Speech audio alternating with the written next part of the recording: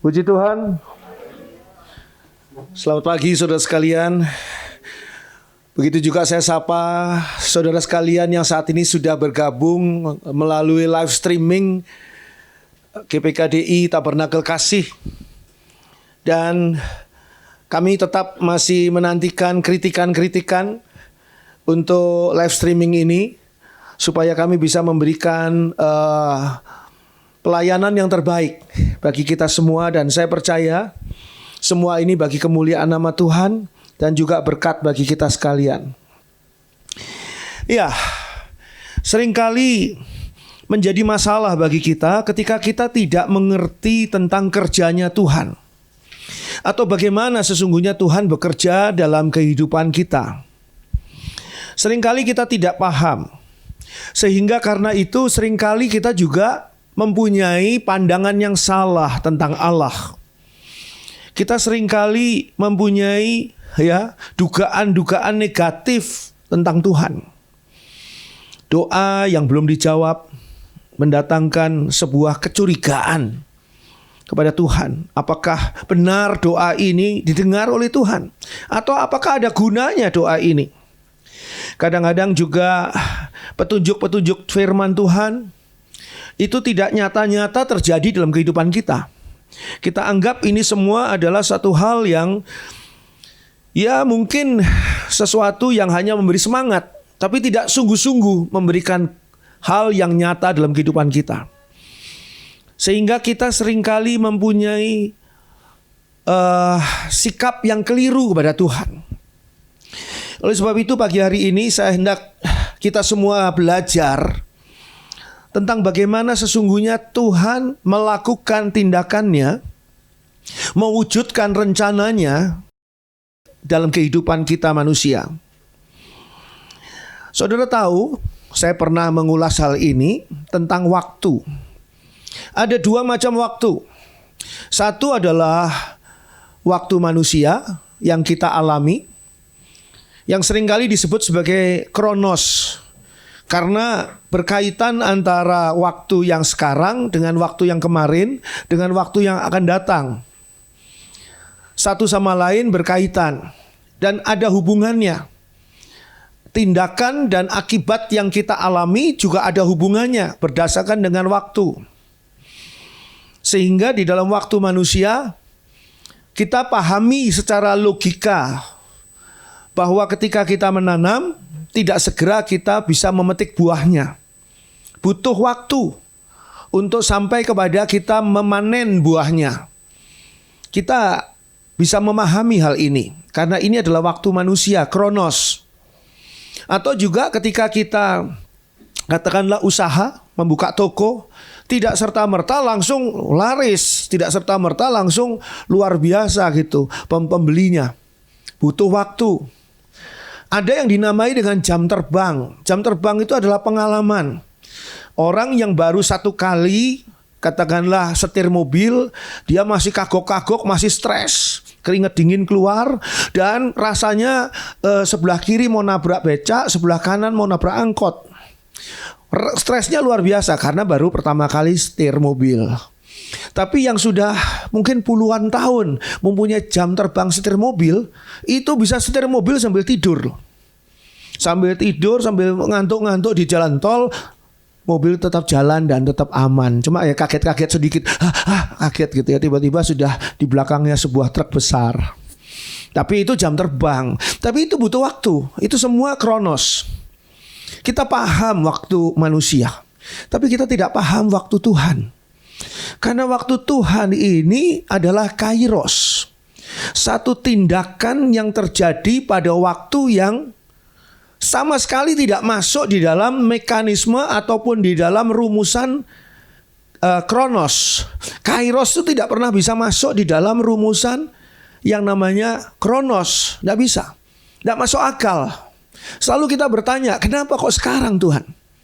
Kenapa nggak besok? Kenapa kok bukan sekarang Tuhan? Kenapa kok masih nanti? Kita selalu mempertanyakan hal itu. Waktu Tuhan ini tidak pernah bisa dipahami, walaupun kita mengatakan oh indah pada waktunya. Mungkin kita beriman tentang waktu Tuhan, yang indah pada waktu Tuhan. Tapi kita tidak sungguh-sungguh memahaminya. Mekanismenya bagaimana sih ini? Sementara saudara tidak bisa melompat ke waktu Tuhan. Saudara tidak bisa melompat ke Kairos. Tidak bisa. Sekarang saudara nonton, menyaksikan, mengikuti ibadah, yang mengikuti ibadah melalui live streaming.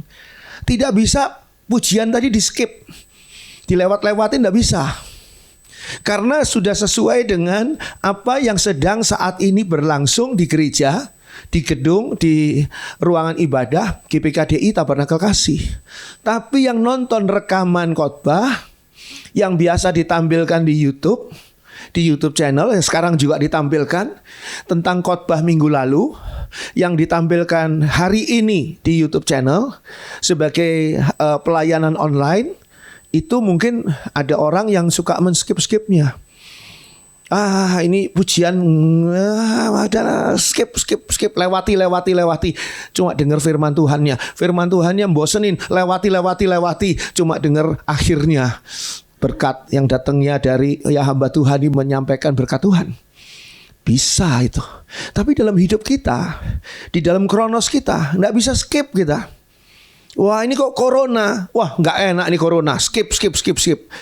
Jadi nantinya sudah berada dalam situasi yang nyaman. Saudara sedang sakit, skip supaya nggak usah ngalami sakit. Lewati. Nggak bisa.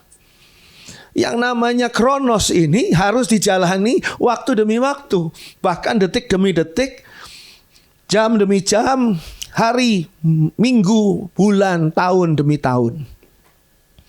Harus dijalani. Berbeda dengan Kairos. Kalau Kairos seolah-olah tidak ada rumusnya, tiba-tiba ceplok di sana. Kairos itu tiba-tiba ceplok di sini. Ya, Tuhan itu maha kuasa. Nah, sekarang kita mau belajar. Kita mau belajar waktu Tuhan dalam waktu manusia.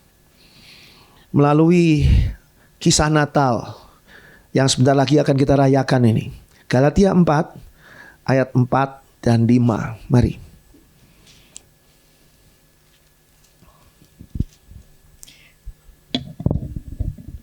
Galatia 4 ayat 4 dan 5. Tetapi setelah genap waktunya, maka Allah mengutus anaknya yang lahir dari seorang perempuan dan takluk kepada hukum Taurat. Ia diutus untuk menebus mereka yang takluk kepada hukum Taurat, supaya kita diterima menjadi anak. Saudara perhatikan ini, Tuhan Yesus diutus untuk, dikatakan di sini dengan jelas pada ayat 5, menebus manusia dari dosa. Dari dosa yang ditunjukkan, dari dosa yang dituding oleh Taurat. Taurat itu menunjukkan dosa. Justru kalau tidak ada Taurat, kita tidak tahu apa yang salah dan mana yang benar. Taurat itu penting, menunjukkan dosa. Tapi Taurat tidak bisa menyelamatkan kita dari dosa.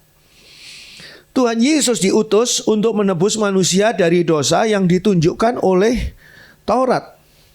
Dikatakan pada ayat 5, ia diutus untuk menebus mereka yang takluk kepada hukum Taurat. Takluk pada hukum Taurat ini artinya tidak bisa menolak apa yang dikatakan Taurat. Taurat katakan jangan mencuri, karena mencuri itu dosa. Kita tidak bisa protes, ya memang mencuri itu dosa. Supaya kita diterima menjadi anak. Jadi ada perubahan nasib kita, perubahan status kita di dalam Tuhan Yesus Kristus yang menebus kita dari dosa yang ditunjukkan oleh Taurat. Kapan dosa masuk dalam kehidupan manusia? Dosa masuk dalam kehidupan manusia di Taman Eden. Lebih dari ribuan tahun sebelum kelahiran Tuhan Yesus. Malah waktu di Taman Eden tidak ada kronos, tidak ada perputaran waktu. Sehingga bisa jadi Adam dan Hawa itu tinggal ribuan dan jutaan tahun di Taman Eden tanpa perubahan jasmani menjadi tua. Di Taman Eden sebelum dosa terjadi pada mereka. Dosa masuk dalam hidup manusia itu di Taman Eden pertama kali. Tapi itu adalah peristiwa ribuan tahun sebelum kelahiran Tuhan Yesus. ketika Adam dan Hawa diusir dari Taman Eden, baru 4.000 tahun kemudian Tuhan Yesus lahir. Tuhan Yesus hadir ke dunia sebagai juru selamat penebus dosa manusia. Tapi dikatakan pada ayat 4 apa? Tetapi setelah genap waktunya, maka Allah mengutus anaknya. Dikatakan setelah genap waktunya. Berarti kalau ya sekarang apa gunanya saudara ya mendapatkan vaksin virus corona ya, tapi 4.000 tahun lagi apa gunanya? Virus coronanya hari ini kok. Masa saya divaksinnya 4.000 tahun lagi? Sudah nggak tepat waktunya, sudah meleset, kan gitu. Seringkali kalau kita berpikir secara kronos waktu manusia, seringkali kita mengatakan bahwa ini nggak tepat ini. Dosa itu waktu di Taman Eden. Kenapa juru selamat tidak dihadirkan di Taman Eden? Kenapa Allah membiarkan manusia terbelenggu dalam dosa, dan dosa 4.000 tahun kemudian baru Tuhan Yesus lahir? Dan dikatakan di sini setelah genap waktunya. Ini yang kita tidak paham. Tapi Tuhan mau menunjukkan begini. Bukan dosa yang menetapkan waktu kelahiran Yesus. Kapan waktu kelahiran vaksin corona? Sekarang lah ya, waktunya orang mau menemukan vaksin ya sekarang kan, saatnya corona kan. Jadi corona menyebabkan lahirnya vaksin corona. Betul ya? Kalau nggak ada corona, kita juga tidak akan pernah, atau manusia tidak akan pernah mencari vaksin corona. Jadi vaksin corona dilahirkan oleh virus corona. Yesus adalah penebus. Penebus manusia dari apa? Dari dosa. Tapi bukan dosa yang melahirkan, atau bukan dosa yang menetapkan waktu kelahiran Yesus. Karena apa? Waktu kelahiran Yesus ditetapkan oleh kasih karunia Allah. Jadi bukan karena dosa maka Yesus lahir, bukan. Karena dosa maka ada penebus, bukan. Tidak sama dengan tadi virus corona maka ada vaksin, enggak sama. Tapi Tuhan Yesus dilahirkan, dikatakan di sini setelah genap waktunya, pada dan di dalam kasih karunia Allah. Coba kita bandingkan dulu. Saudara boleh beri tanda Galatia ini, nanti mungkin kita kembali, tapi kita buka sekarang Efesus. Efesus 2 ayat 4 sampai dengan ayat 10. Mari. Efesus 2 ayat 4 sampai dengan 10. Tetapi Allah yang kaya dengan rahmat, oleh karena kasih-Nya yang besar, yang dilimpahkannya kepada kita, telah menghidupkan kita bersama-sama dengan Kristus. Sekalipun kita telah mati oleh kesalahan-kesalahan kita, oleh kasih karunia kamu diselamatkan. Dan di dalam Kristus Yesus, Ia telah membangkitkan kita juga dan memberikan tempat bersama-sama dengan Dia di surga. Supaya pada masa yang akan datang, Ia menunjukkan kepada kita kekayaan kasih karunia-Nya yang melimpah-limpah sesuai dengan kebaikan-Nya terhadap kita dalam Kristus Yesus. Sebab karena kasih karunia kamu diselamatkan oleh iman. Itu bukan hasil usahamu, tetapi pemberian Allah. Itu bukan hasil pekerjaanmu, jangan ada orang yang membegahkan diri. Karena kita ini buatan Allah, diciptakan dalam Kristus Yesus untuk melakukan pekerjaan baik yang dipersiapkan Allah sebelumnya. Ia mau supaya kita hidup di dalamnya. Bagaimana saudara bisa hidup di dalam kasih karunia Allah kalau saudara tidak mengerti tentang kasih karunia Allah? Kasih karunia Allah ini timbul dari hati Allah yang penuh kasih. Bukan dosa yang menyebabkan kelahiran juru selamat. Ya, ini saudara perlu pahami ini. Bukan dosa yang menyebabkan kelahiran juru selamat, tetapi kasih Allah yang besar itu yang membuat kita masuk di dalam kasih karunia Allah. Dikatakan di sini pada ayat 8, sebab karena kasih karunia kamu diselamatkan oleh iman. Itu bukan hasil usahamu, tetapi pemberian Allah.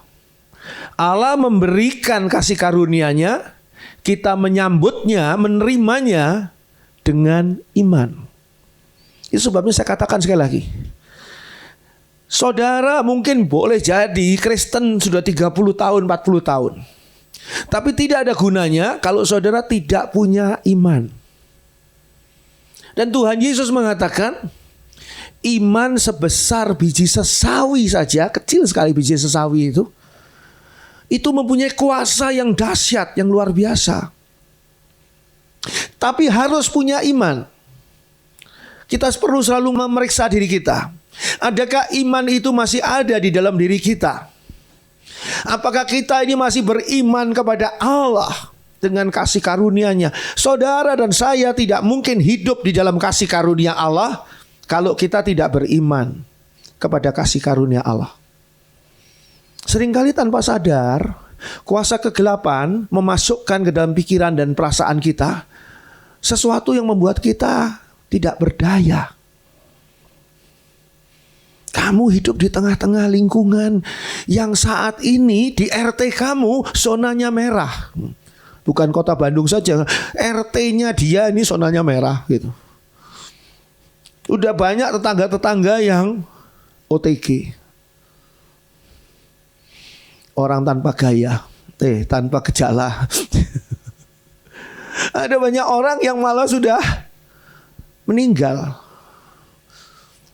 Besok-besoknya beritanya di RT saudara zonanya hitam. Kamu zonanya hitam. Ada loh hamba Tuhan. Saya surprise juga, hamba Tuhan yang rajin sekali untuk mengikuti angka demi angka tentang berapa yang sudah terjadi terpapar COVID di Indonesia ini. 600 ribuan nggak salah. Yang meninggal tuh 200 ribuan atau berapa? Saya nggak hafal. Ya mungkin baiklah, tujuannya adalah mengingatkan kita semua. Tapi hati-hati, semua ini bisa membuat kita beriman dengan adanya COVID. COVID memang ada. Tapi kita tidak beriman bahwa kuasa COVID itu menguasai saya. Ampun saya saat ini sedang saya dikelilingi oleh COVID ini. Lihat ke kiri, ngelirik ke kiri, COVID, ngelirik ke kanan, COVID. Nggak ada yang fit, selalu COVID. Cinci nggak ada yang fit. Engkongkoh yang fit, COVID. Jadi yang ada adalah ketakutan. Bagaimana bisa hidup di dalam kasih karunia Allah? Kalau orang yang beriman pada kasih karunia Allah akan benar-benar memandang bahwa dosa menguasai hidup saya. Saya adalah orang berdosa. Saya dilahirkan di dalam dosa dan saya dibesarkan, dihidupkan dalam kehidupan dosa. Tapi sekarang saya bertobat setelah saya bertemu dengan Tuhan Yesus. Setelah saya percaya Tuhan Yesus, saya diperbarui oleh Tuhan Yesus, saya diampuni, disucikan, ditebus oleh Tuhan Yesus. Dan sekarang saya sudah ditebus oleh Tuhan Yesus. Saya tidak ada lagi kekhawatiran saya, ketakutan saya tentang ancaman neraka. Sehingga kalau Tuhan mau panggil saya pulang ke rumah Bapa, saya juga tidak merasa cemas dan takut, aduh seperti apa dan sebagainya. Karena saya sudah hidup di dalam kasih karunia Allah. Perlu iman. Natal terjadi setelah genap waktunya. Artinya Natal itu terjadi pada waktu Tuhan, yaitu pada waktu yang ditetapkan Tuhan, yaitu pada kairos Tuhan. Natal itu terjadi pada kairos Tuhan, bukan dalam rencana manusia. Pada kairos Tuhan, waktu yang ditetapkan oleh Tuhan. Karena kasih karunia Allah, kemurahan hati Allah, maka Allah memberikan anaknya yang tunggal, sehingga barang siapa yang percaya kepadanya akan selamat.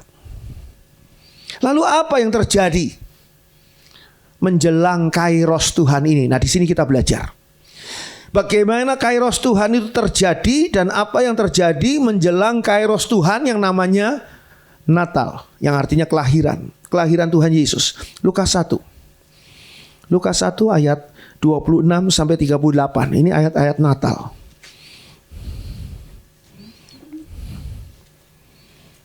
Lukas 1 ayat 26 sampai dengan 38. Dalam bulan yang ke-6, Allah menyuruh malaikat Gabriel pergi ke sebuah kota di Galilea bernama Nazaret, kepada seorang perawan yang bertunangan dengan seorang bernama Yusuf dari keluarga Daud. Nama perawan itu Maria. Ketika malaikat itu masuk ke rumah Maria, ia berkata, "Salam, hai engkau yang dikaruniai, Tuhan menyertai engkau." Maria terkejut mendengar perkataan itu, lalu bertanya di dalam hatinya, "Apakah arti salam itu?" Kata malaikat itu kepadanya, "Jangan takut, hai Maria, sebab engkau beroleh kasih karunia di hadapan Allah. Sesungguhnya engkau akan mengandung dan akan melahirkan seorang anak laki-laki, dan hendaklah engkau menamai dia Yesus. Ia akan menjadi besar dan akan disebut Anak Allah yang Maha Tinggi. Dan Tuhan Allah akan mengaruniakan kepadanya tahta Daud, bapa leluhurnya. Dan ia akan menjadi raja atas kaum keturunan Yakub sampai selama-lamanya, dan kerajaannya tidak akan berkesudahan." Kata Maria kepada malaikat itu, "Bagaimana hal itu mungkin terjadi karena aku belum bersuami?" Jawab malaikat itu kepadanya, "Roh Kudus akan turun atasmu dan kuasa Allah yang Maha Tinggi akan menaungi engkau. Sebab itu anak yang akan kau lahirkan itu akan disebut kudus, Anak Allah. Dan sesungguhnya Elisabet, seanakmu itu, ia pun sedang mengandung seorang anak laki-laki pada hari tuanya, dan inilah bulan yang ke-6 bagi dia, yang disebut mandul itu. Sebab bagi Allah tidak ada yang mustahil." Kata Maria, "Sesungguhnya aku ini adalah hamba Tuhan. Jadilah padaku menurut perkataanmu itu." Lalu malaikat itu meninggalkan dia. Tadi saya di belakang kaget saya waktu saya masih merenungkan ayat ini ya, Lukas 1 ini. Saya akan bicara tentang malaikat Gabriel. Di belakang saya kaget, saya lihat kitab suci ada tulisannya Gabriel. Berarti ini punya malaikat Gabriel. Apa yang terjadi menjelang kairos Tuhan? Pertama yang terjadi adalah kedatangan malaikat Gabriel kepada Maria. Pertanyaan saya, apakah Maria pernah berdoa bertahun-tahun, "Bapa di surga, kirimkanlah malaikat Gabriel kepadaku supaya aku bisa menjadi ibu dari juru selamat dunia"? Maria bahkan nggak tahu apa-apa. Kedatangan malaikat Gabriel kepada Maria ini bagian dari kairos Allah. Ini dimulai nih kairos Allah. Yang menjelang atau apa yang terjadi menjelang kairos Tuhan ini adalah pertama kedatangan malaikat Gabriel. Ayat 26. Dalam bulan yang ke-6, Allah menyuruh malaikat Gabriel pergi ke sebuah kota di Galilea bernama Nazaret. Dicatat di situ bulannya. Bulannya itu adalah bulan Elul. Bulan Elul ini adalah bulan ke-6. Kalau di dalam bulan kita adalah Agustus September, kurang lebih di situ.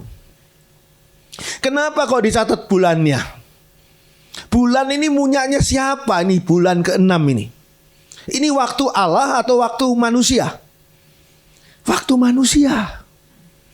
Jadi Tuhan perlihatkan, ini kairos. Tapi kairos ini terjadi di dalam kronos. Kenapa Tuhan tidak hadirkan malaikat Gabriel ini di bulan ke-5 atau di bulan ke-7? Kok enggak? Karena memang Tuhan mau menghadirkannya di bulan ke-6. Jadi ada satu keputusan Tuhan, kairos Tuhan yang ditetapkan terjadi pada kronos manusia. Malaikat ini tidak peduli ini sekarang bulan apa. Yang peduli bulan apa hanyalah manusia. Makanya Lukas mencatat dengan teliti bahwa ini bulan Elul, bulan ke-6. Jadi semacam catatan untuk melengkapi sejarah. Kalau kairos, gak ada sejarah kalau kairos. kronos, ada sejarah. Sejarah dari kakek saudara. Sejarah dari ayahnya kakek saudara, ada kan? Atau sejarah dari Gajah Mada, ada kan? Kenapa? Adanya kronos. Sehingga dihafalkan. Tiba-tiba menjadi ilmu sejarah yang harus dihafalkan oleh murid-murid SD. Kapan perang Majapahit? Nah, dan sebagainya, ya. Ini untuk apa malaikat Gabriel datang? Untuk memberitahukan kepada Maria bahwa Maria akan mengandung Yesus, ayat 31. Sesungguhnya engkau akan mengandung dan akan melahirkan seorang anak laki-laki, dan hendaklah engkau menamai dia Yesus. Maria ini laki atau perempuan? Perempuan. Perempuan kalau mengandung, ya biasa-biasa aja lah. Apa istimewanya? Kalau laki-laki, Yusuf didatangi sama malaikat Gabriel. Yusuf, kamu akan mengandung. Nah, itu baru kaget. Syok tuh Yusuf. Langsung pergi ke ginekolog. Dan ginekolognya kaget. Tapi ini Maria biasa-biasa aja kan? Tapi kalau kita lihat dalam dimensi manusia, juga dalam waktu manusia, dalam kronos manusia, kedatangan malaikat ini terlalu cepat. Kenapa? Karena Maria belum menjadi istri Yusuf. Maria perempuan memang, tapi dia belum punya suami. Jadi malaikat ini datang terlalu cepat ini. Ayat 27 mengatakan begini, kepada seorang perawan yang bertunangan dengan seorang bernama Yusuf dari keluarga Daud, nama perawan itu Maria. Jadi dia masih statusnya bertunangan, belum suami istri. Dikatakan di sana pada ayat kata Maria kepada malaikat itu, ayat 34. Bagaimana hal itu mungkin terjadi karena aku belum bersuami? Perempuan mengandung biasa itu. Tapi sekarang masalahnya tidak biasa, saya belum bersuami. Malaikat ini datang terlalu cepat, seolah-olah begitu. Apakah kairos Tuhan datang terlalu cepat di dalam kronosnya manusia? Tidak sama dengan yang dialami oleh Elisabet. Elisabet ini saudara sepupunya Maria, kerabat, yang berlangsung dalam kronos manusia, ayat 36. Dan sesungguhnya Elisabet sanakmu itu, ia pun sedang mengandung seorang anak laki-laki pada hari tuanya. Yang gak aneh dong, Elisabet sudah menikah kok. Elisabet sudah punya suami. Gak aneh sebetulnya. Itu berada di dalam kronos manusia. Tapi Elisabet mengalami kuasa Allah. Kalau kita baca ayat tadi itu 36 selanjutnya. Dan inilah bulan yang ke-6 bagi dia yang disebut mandul itu. Oh, ternyata Elisabet mandul.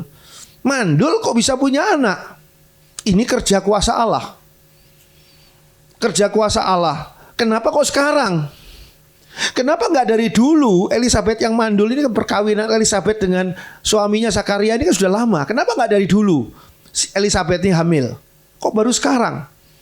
Karena Elisabet akan melahirkan Yohanes Pembaptis yang akan mengawali tampilnya Tuhan Yesus Kristus di dalam pelayanan. Jadi nggak mungkin Yohanes Pembaptis itu mengawalinya di sekian tahun yang lalu atau sekian puluh tahun yang lalu di dalam pernikahannya Elisabet dan Zakaria. Nggak mungkin.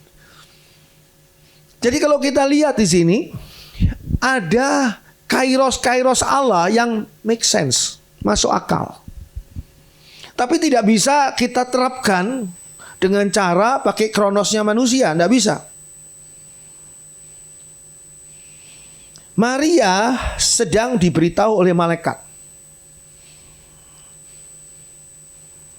Tetapi malaikat tidak sedang memberitahukan tentang rencana Maria mengandung, Ini perhatikan, di dalam kronos manusia. Maria diberitahu akan mengandung, tapi malaikat ini tidak sedang memberitahukan kepada Maria yang akan mengandung di dalam runtutan waktu, deretan waktu, kronos manusia. Enggak. Tetapi dalam kairos Tuhan. Ini. Maria mengandung di dalam waktu Tuhan, kairos Tuhan, yang melibatkan dimensi Tuhan. Kalau sudah ada kairos Tuhan yang mau terjadi, saudara tenang saja, dimensi Tuhan akan terjadi. Seperti yang dikatakan pada ayat 35. Ya, ketika Maria berkata, kata Maria kepada malaikat itu, bagaimana hal itu mungkin terjadi karena aku belum bersuami. Ini kronos. Sekarang kairos. Jawab malaikat itu kepadanya, Roh Kudus akan turun atasmu dan kuasa Allah yang maha tinggi akan menaungi engkau. Sebab itu anak yang akan kau lahirkan itu akan disebut kudus, anak Allah. Ini kairos. Ketika kairos Tuhan harus terjadi pada kronos manusia, dan kronos manusia tidak bisa memenuhi kairos Tuhan. Sekali lagi ya, ketika kairos Tuhan harus terjadi pada kronos saudara dan saya, dan kronos kita, waktu kita tidak bisa memenuhi, tidak bisa mewujudkan kairosnya Tuhan, maka tenang saja, nggak usah bingung. Karena apa?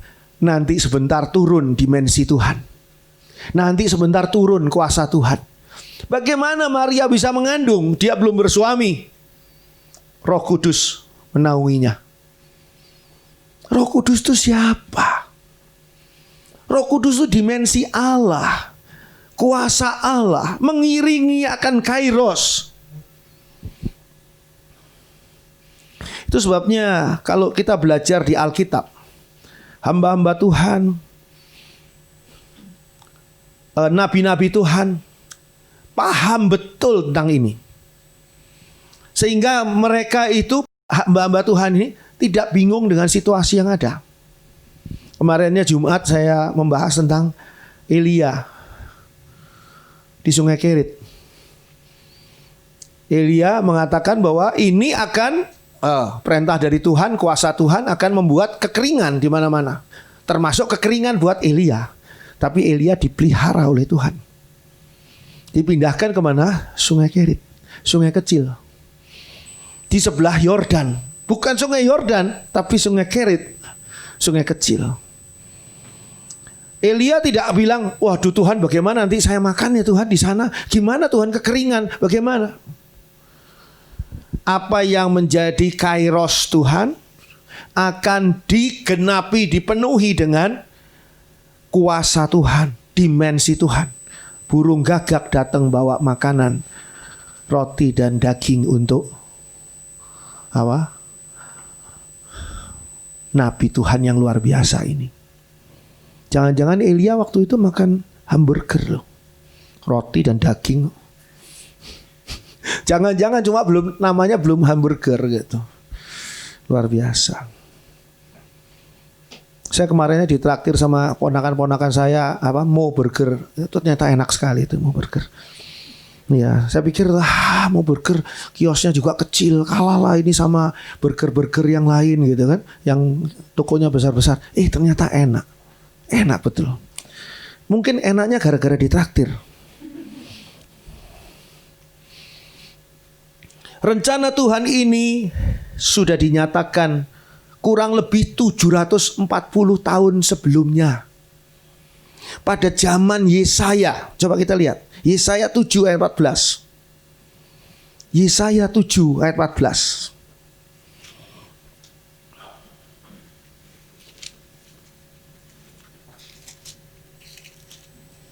Yesaya 7 ayat 14.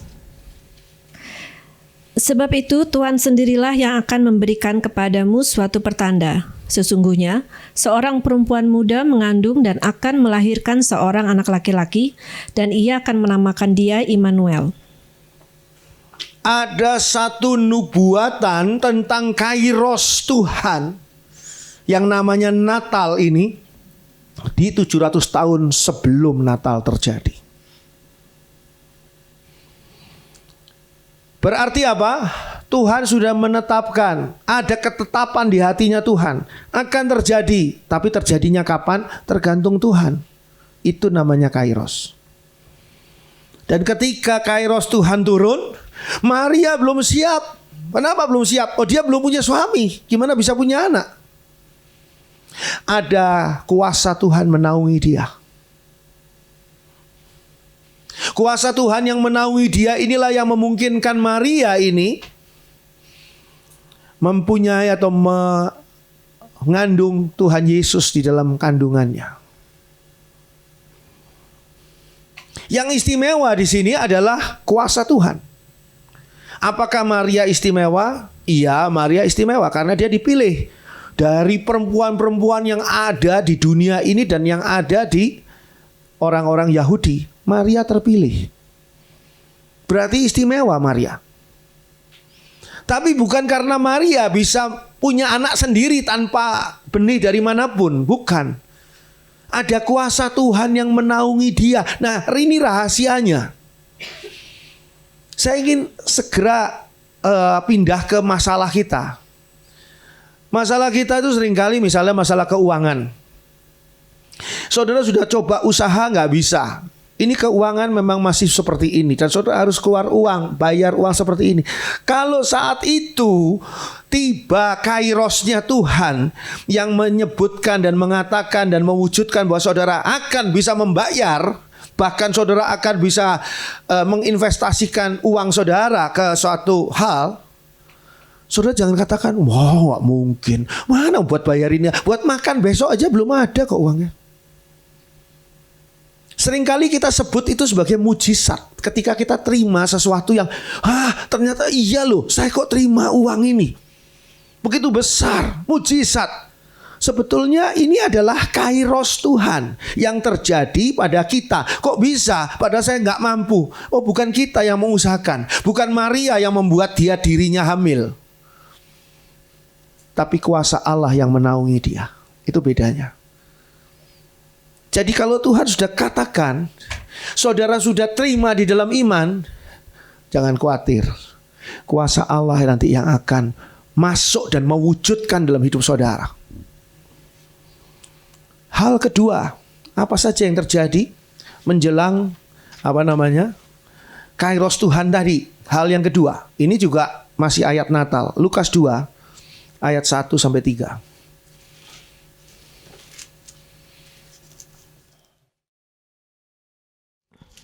Lukas 2 ayat 1 sampai 3. Pada waktu itu Kaisar Agustus mengeluarkan suatu perintah menyuruh mendaftarkan semua orang di seluruh dunia. Inilah pendaftaran yang pertama kali diadakan sewaktu Kirenius menjadi wali negeri di Syria. Maka pergilah semua orang mendaftarkan diri masing-masing di kotanya sendiri. Kita kenal, kita tahu, kita belajar bahwa pemerintah Romawi adalah pemerintah yang punya manajemen yang sangat rapi. Tentara Romawi ini punya manajemen sangat rapi. Bahkan mereka menyusun strategi perang, strategi baris berbaris yang sampai hari ini kita lihat itu sebetulnya awal mulanya dari tentara Romawi. Kalau polisi-polisi berhadapan dengan pendemo yang begitu banyak, strategi mereka masih strateginya Romawi. Ya kalau di komik Asterix sama Romawi kalah ya sama orang Galia ya. Tapi itu komik. Tapi Romawi itu mempunyai pemikiran yang sangat akurat, sangat baik, sangat tersusun. Sehingga pada waktu itu tidak aneh ketika perintah Kaisar Agustus mengatakan bahwa semua orang harus mendaftarkan diri alias sensus. Sensus di mana? Ya harus di tempat kelahiran mereka. Jadi kalau seperti saya kelahiran Malang, ya saya harus pergi ke Malang. Itu harus gitu. Saudara kelahiran mana? Ya saudara harus pergi ke tempat saudara. Mana saudara lahir. Itu sensus pada zaman itu. Dikatakan pada ayat 1. Pada waktu itu Kaisar Agustus mengeluarkan suatu perintah menyuruh mendaftarkan semua orang di seluruh dunia.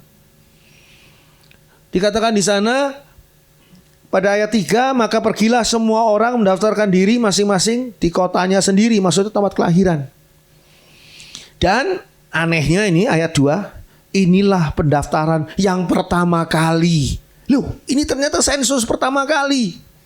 Pertama kali diadakan. Kenapa kok sensus ini terjadi pada waktu itu gitu?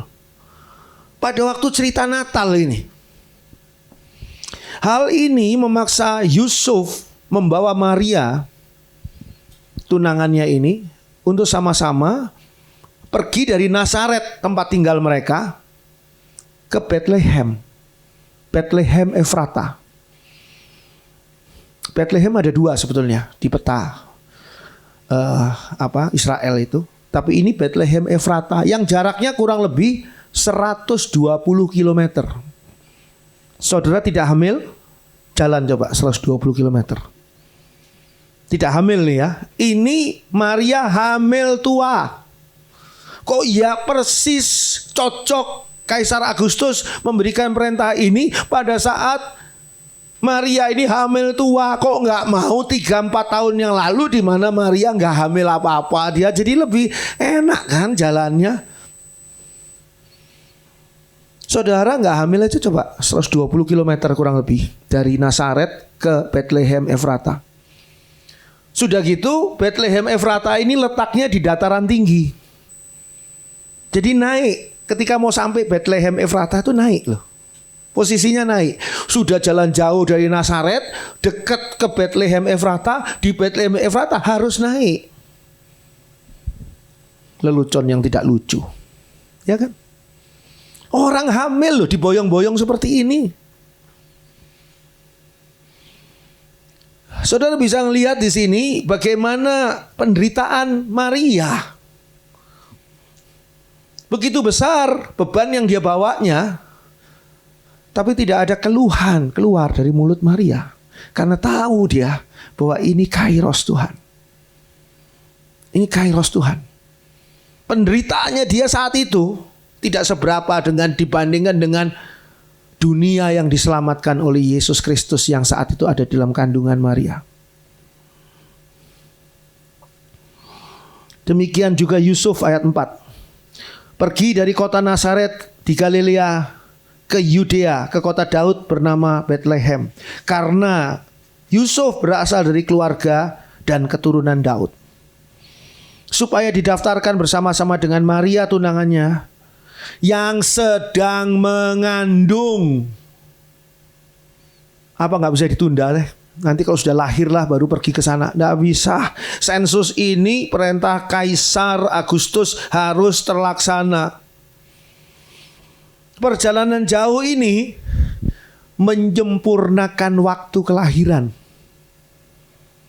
Saudara yang mungkin pernah mengalami hamil tua tapi nggak lahir-lahir anaknya, disuruh jalan-jalan sama bidannya itu, jalan-jalan. Jalan loh, bukan lari. Oh, lari bluk-bluk bisa lahir benar-benar di situ. Jalan. Wah, ini kurang jalan katanya. Kalau Maria ini kelebihan jalan. Bukan kurang, kelebihan jalan. Sehingga ini menyempurnakan waktu kelahiran bagi Maria yang sudah mengandung. Sehingga dikatakan pada ayat 6, ketika mereka di situ di Bethlehem, tibalah waktunya bagi Maria untuk bersalin. Bersalin ini bahasa Indonesia yang baku nih. Melahirkan lah, bukan salin ganti pakaian, bukan. Bersalin ini melahirkan. Pas sampai di situ. Jadi tidak Maria tiba-tiba, aduh perut saya kenceng, saya mau melahirkan, ini di tengah jalan. Di tengah perjalanan gitu.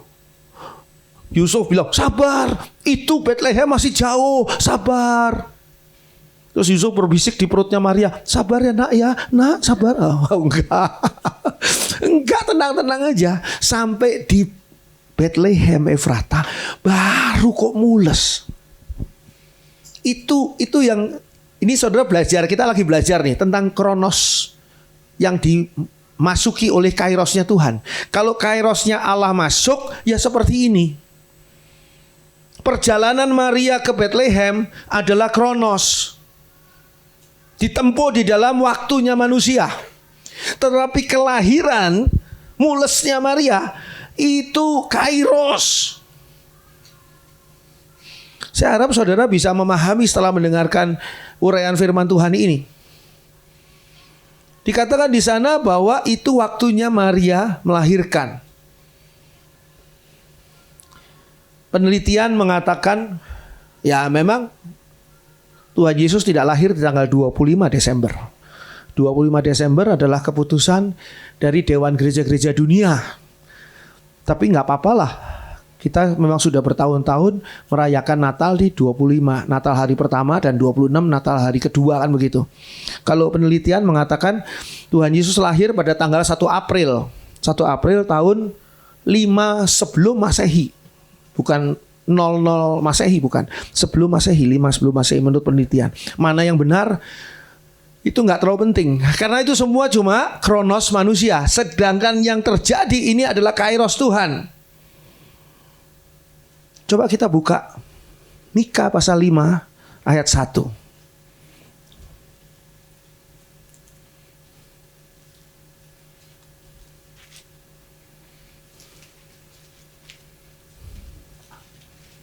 Ya. Mika pasal 5 ayat 1. Tetapi engkau, hai Bethlehem Efrata, hai yang terkecil di antara kaum-kaum Yehuda, daripadamu akan bangkit bagiku seorang yang akan memerintah Israel, yang permulaannya sudah sejak purbakala, sejak dahulu kala. Kurang lebih 600 tahun sebelum Natal, sebelum kelahiran Tuhan Yesus, sudah dinubuatkan oleh Nabi Mika bahwa Yesus ini akan lahir di Bethlehem Efrata. Padahal Maria ketika didatangi oleh malaikat Gabriel itu di Nazaret, 120 km dari Bethlehem Efrata. Kok ya bisa Maria ini harus jalan sampai ke Bethlehem Efrata? Kenapa harus Bethlehem Efrata? Karena Yusuf suaminya orang Bethlehem.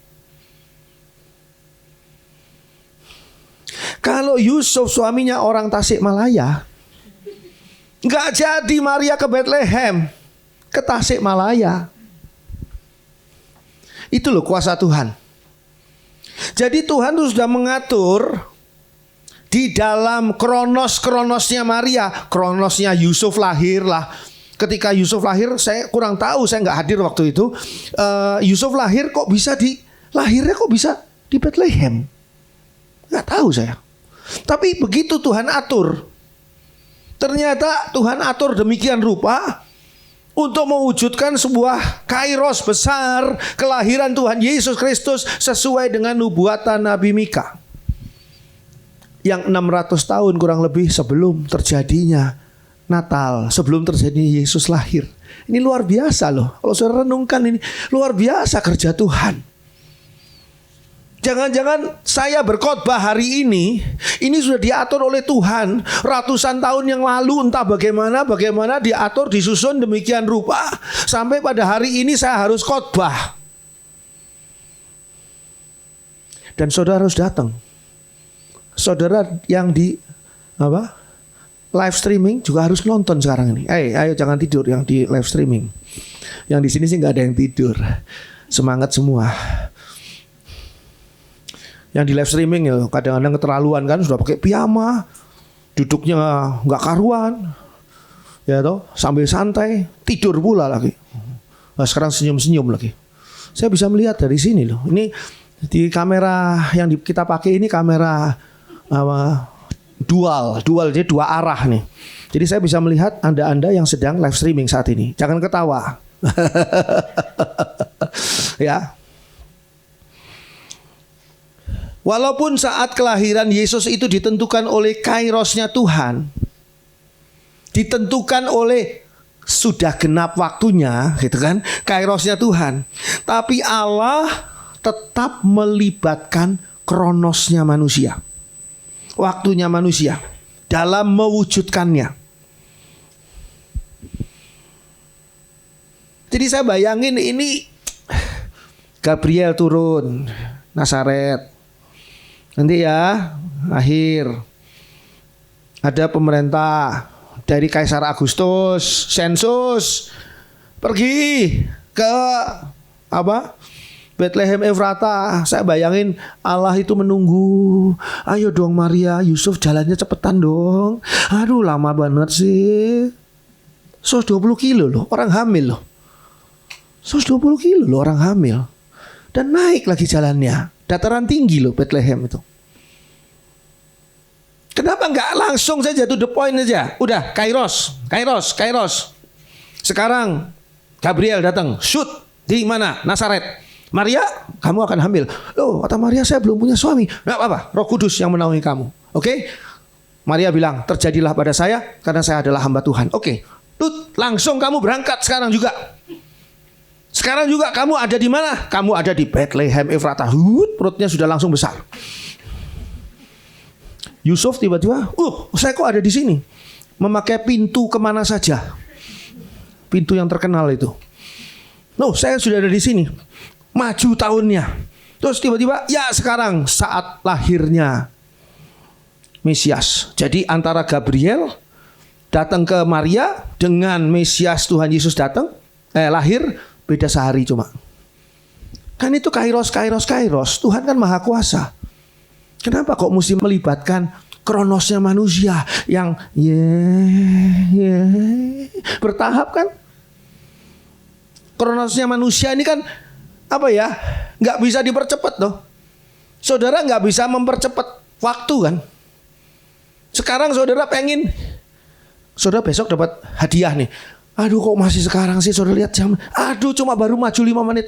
Aduh cuma baru maju 1 jam. Orang di penjara itu pengen waktu itu cepat berlalu loh. Mereka nyoreti di dinding, cret 1 hari, cret. Aduh, kok masih 4 hari ya? Kok sudah sengsara gini padahal dia hukumannya cuma 4 bulan, nggak 4 tahun, 4 bulan. Ini sehari, maju lama sih kok nggak bisa cepat. Itu adalah kronosnya manusia. Kenapa kok mesti dilibatkan kronosnya manusia? Walaupun saat kelahiran Tuhan Yesus ditentukan oleh kairosnya Tuhan, tapi Allah tetap melibatkan kronos manusia dalam mewujudkannya. Apa sebabnya? Karena Yesus harus lahir sebagai manusia. Ingat ya, Yesus harus lahir sebagai manusia. Itu sebabnya kenapa Maria harus mengandung Yesus di dalam kronosnya manusia. Persis seperti seorang ibu yang mengandung 9 bulan 10 hari. Allah cuma Roh Kudus menaungi Maria hamil, selesainya sudah. Ayo teruskan dengan kronosnya manusia. Kita tuh kadang-kadang kalau ditolong Tuhan tuh pengennya ya, Tuhan nolongin saya. Saya sakit, Tuhan di dalam kairosnya Tuhan menyembuhkan saya. Aduh, legalah saya. Tuhan bilang, setelah ini hidupmu harus yang benar ya, jangan gak karu-karuan, kamu bisa sakit lagi nanti. Ya tapi kan ada kairosnya Tuhan. Kita suka gampangin gitu kan. Suka gampangin. Ini kamu saya kasih uang kata Tuhan, brok, kairos. Tapi jangan foya-foya ya, dihemat-hemat. Enggak dong, mumpung ada uang begini saya foya-foya. Saya pakai buat belanja macam-macam. Nanti gak ada lagi gimana? Ya kan ada Tuhan. Seolah-olah beriman. Saya beriman pada Tuhan yang akan memberikan kairos pada saya. Tapi ternyata apa?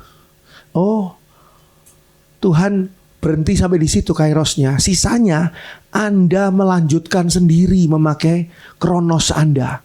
7 tahun masa kelimpahan di Mesir.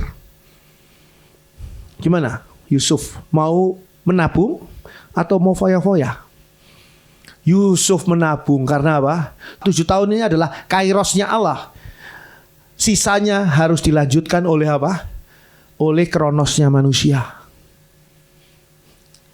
Sehingga Yusuf menabung. Itu loh caranya. Bagaimana Kronos ini dimasuki oleh Kairos. Filipi 2 ayat 5 sampai 8.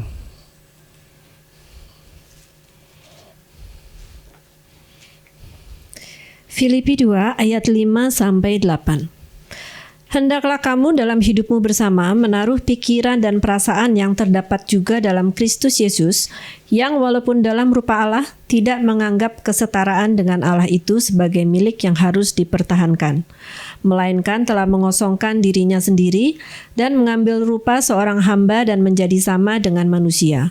Dan dalam keadaan sebagai manusia, ia telah merendahkan dirinya dan taat sampai mati, bahkan sampai mati di kayu salib. Yesus lahir sebagai manusia. Itu sebabnya Yesus harus menjalani kronos manusia. Yesus pernah bayi enggak? Banyak di kartun Natal gambar Yesus bayi kan. Yesus pernah bertumbuh jadi anak-anak enggak? Yesus bertumbuh lagi jadi remaja enggak? Berdebat dia dengan ahli Taurat pada umur 12 tahun.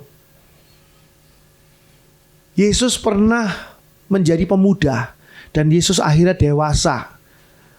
Di kalangan mereka itu dewasa itu adalah 30 tahun. Sehingga ketika Yesus melayani itu kenapa kok mulai 30 tahun? Karena dianggap sudah dewasa. Punya tanggung jawab dalam pelayanan. Tuhan Yesus dari sejak di dalam kandungan Maria sampai dengan dia naik ke surga berada di dalam kronosnya manusia, padahal dia Allah.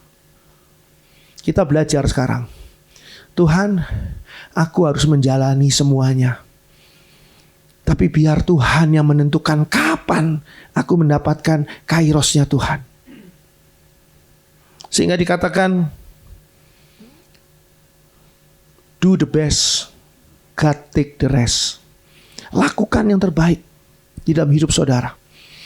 Dan biarlah ketika keberhasilan itu harus saudara alami sebagai kairosnya Tuhan. Saudara tahu, Tuhan mau supaya saudara jalan di dalam kronos manusia.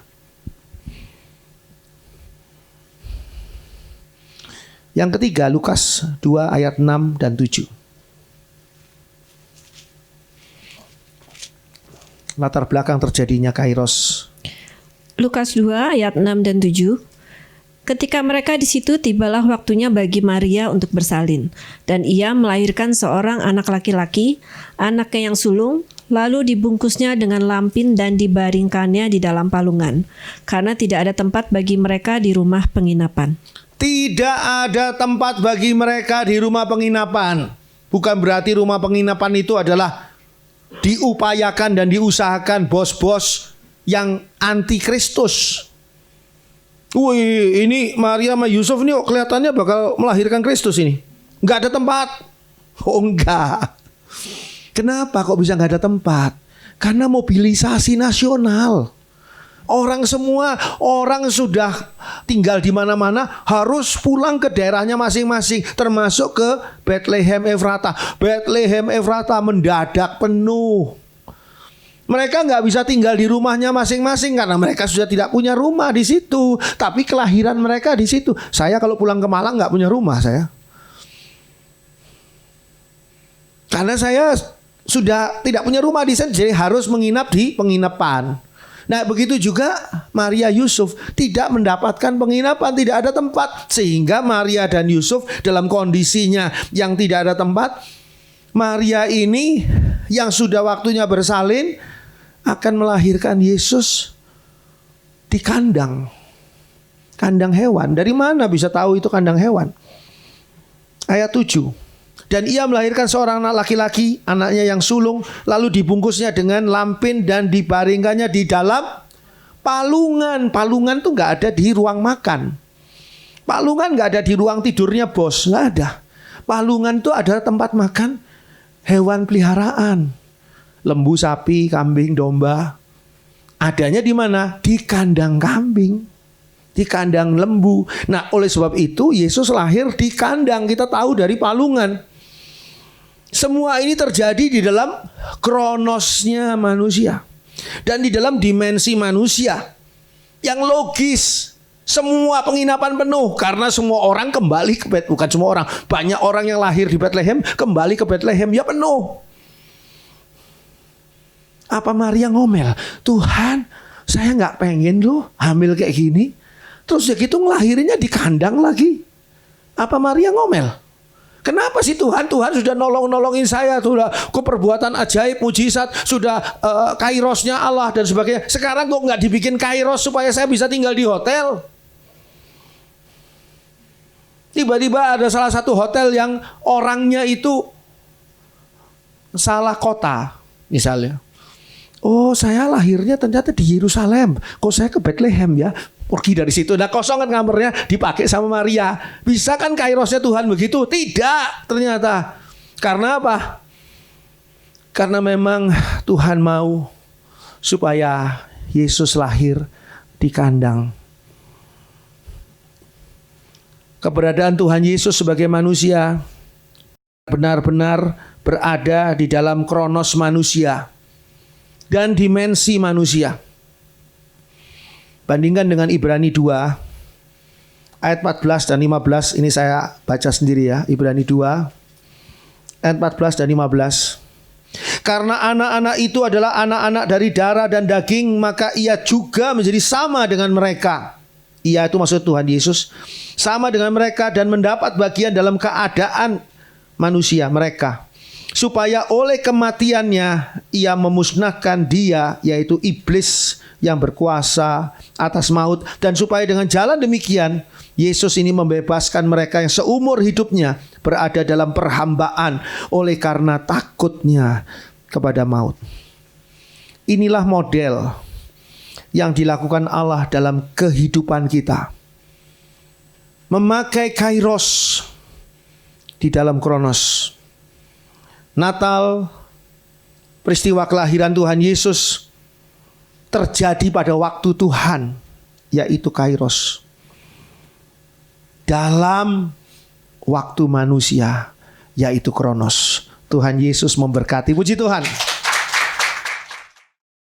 Mari kita berdoa. Bapa, kami mengucap syukur buat hari ini kami boleh memuji menyembah Tuhan. Kami boleh mengagunkan Engkau dengan setiap puji-pujian kami. Dan kami terlebih sudah mendengarkan kebenaran firman Tuhan untuk bisa memahami waktunya Tuhan. Dan segala sesuatu yang terjadi dalam hidup kami adalah sesuai dengan waktu-Mu Tuhan. Terima kasih ya Bapak buat firman-Mu hari ini, buat Pastor, buat gembala kami, Pastor Andri, yang sudah menyampaikan isi hati Tuhan buat kami semua. Tuhan terus berkati hamba-Mu, urapi hamba-Mu terus ya Tuhan, pakai lebih dahsyat lagi dalam melayani dan terlebih dalam menggembalakan kami di tempat ini. Terima kasih ya Bapak. Kami tidak lupa berdoa buat setiap kegiatan kami yang kami adakan di minggu-minggu yang akan datang. Di hari Kamis ibadah Natal ya Tuhan, yang kami akan lakukan bersama-sama di tempat ini. Kiranya Tuhan terus menolong seluruh persiapan yang sedang kami lakukan. Tuhan boleh memberkatinya sehingga berjalan dengan baik.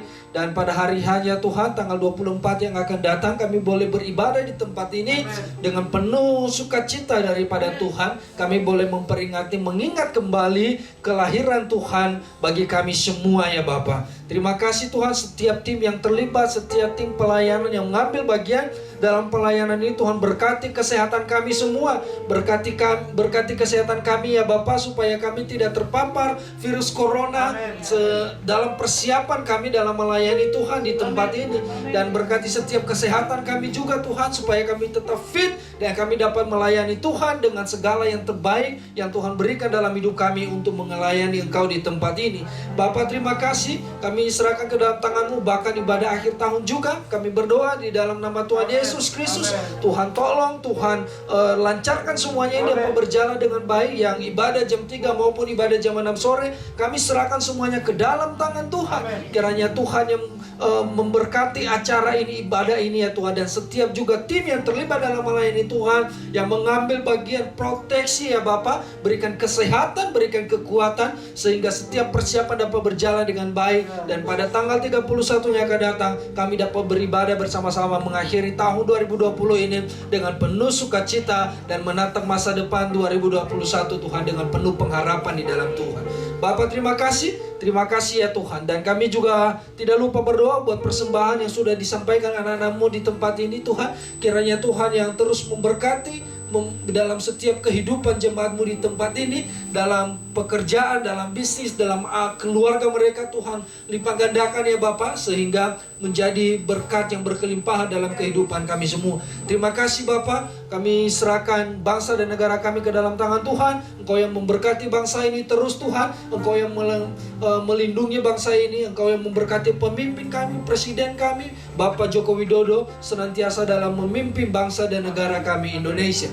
Bapak terima kasih, kami tidak lupa berdoa buat setiap jemaat baik yang ada di ruangan ini maupun yang sedang menonton live stream yang ada di rumah, mungkin dalam kondisi apapun yang mungkin kami tidak tahu, yang sedang berbeban berat, yang sedang bergumul, yang sedang menghadapi permasalahan hidup, yang sedang mengalami sakit penyakit. Kami berdoa di dalam nama Tuhan Yesus Kristus, Tuhan jamah, Tuhan sembuhkan, Tuhan pulihkan, Tuhan berikan pertolongan, Tuhan berikan jawaban di setiap pergumulan yang sedang dihadapi. Dan kami percaya kami keluar semua menghadapi kemenangan demi kemenangan, dan kami akan menjadi anak-anak Tuhan yang lebih dari pemenang di atas setiap persoalan, kesulitan, pergumulan, dan atas setiap penyakit hidup yang sedang kami alami. Terima kasih Tuhan Yesus. Kami mohon lindungi setiap kami Tuhan dari virus corona, berikan proteksi daripada Tuhan, lindungi kami ya Bapak, supaya tidak ada satupun daripada kami yang terpapar di ruangan ini maupun yang sedang berada di rumah ya Bapak.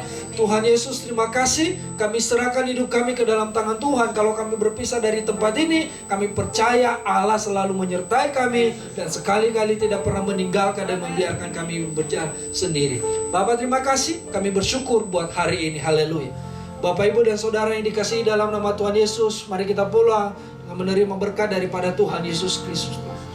Diberkatilah engkau ketika engkau masuk, diberkatilah engkau ketika engkau keluar. Apapun yang dikerjakan oleh tanganmu dibuat berhasil oleh Tuhan. Engkau semakin naik dan bukan semakin turun. Engkau menjadi kepala dan bukan menjadi ekor. Kasih, sukacita, damai sejahtera dan persekutuan daripada Roh Kudus senantiasa menyertai setiap kehidupan kita, mulai saat pagi hari ini sampai Tuhan Yesus datang yang kedua kali. Di dalam nama Tuhan Yesus Kristus kami berdoa dan mengucap syukur buat ibadah hari ini. Haleluya, haleluya. Bapa, terima kasih.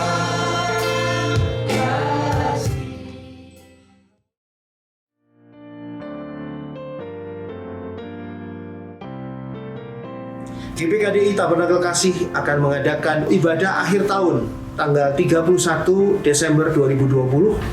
Kami akan mengadakan 2 kali ibadah, jam 15.00 sampai dengan jam 17.00, lalu jam 18.00 sampai dengan jam 20.00.